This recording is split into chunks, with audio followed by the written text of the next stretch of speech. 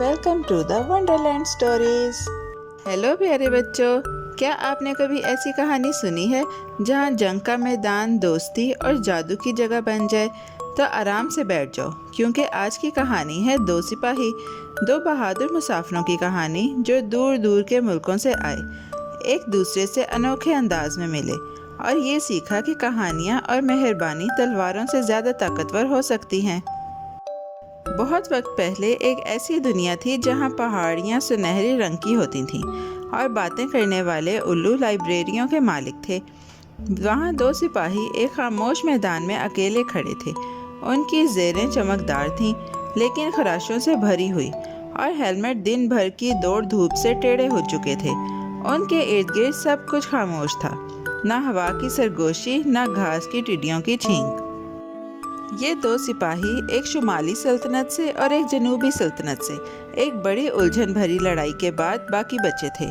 उन्हें सिखाया गया था कि वो दुश्मन हैं, लेकिन अब वो एक दूसरे के सामने थके हुए आंखों और थके कदमों के साथ खड़े थे। किसी को भी तलवार चलाने का दिल नहीं था। एक ने कहा, आओ सुबह तक आराम करते हैं, फिर इस लड़ाई को ख़त्म करेंगे। दूसरे ने सर हिला दिया। दोनों ओह कहकर काई वाले पत्थरों पर बैठ गए।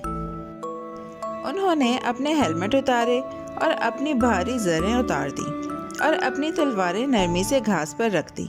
वो सिर्फ चंद कदम के फासले पर थे, लेकिन ऐसे घबरा रहे थे जैसे किसी सालगिरह की पार्टी में किसी नए दोस्त से मिल रहे हों। आसमान पर सितारे चमक रहे थे और कहीं दूर एक बुलबुल नींद का गीत गा रही थी।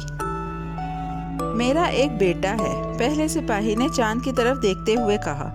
वो लकड़ी की तलवारें बनाता है और बाग में दौड़ते हुए बहादुर बनने की अदाकारी करता है। दूसरे सिपाही ने मुस्कुराकर कहा, मेरी बेटी मलका बनने का शौक रखती है और हर चीज पर गुलाबी दिल बनाती है। एक बार तो उसने हमारी बिल्ली को भी ताज पहना दिया था। दोनों ने नरमी से हंसा और अब वो एक दूसरे को अजनबी महसूस नहीं कर रहे थे। वो कहानियां सुनाने लगे, जंग की नहीं बल्कि हंसी वाले वाकयात, जल गए बिस्किट, हंसते बच्चे और सोने से पहले की बातें।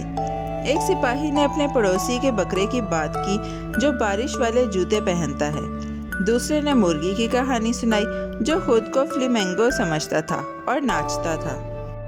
जैसे जैसे रात गहरी हुई, कुछ जादुई सा होने लगा। जुगनू नीचे आने लगे जैसे चमकते चिराग, और घास चांदी के जादू से चमकने लगी। क्या तुमने ये देखा? एक ने सरगोशी की। लगता है ये मैदान जादुई है। वो वाकई ज़मीन किसी पुरानी कहानी की किताब की तरह चमक रही थी, जैसे नरमी से गुनगुना रही हो। उसी वक्त एक अक्लमंद सा बूढ़ा कछुआ गुले दाऊदी की झाड़ी से बाहर निकला और बोला, कहानियाँ दिलों को जोड़ती हैं, लड़ाइयों से ज्यादा। सिपाही चौंक गए। क्या कछुआ बोल रहा था?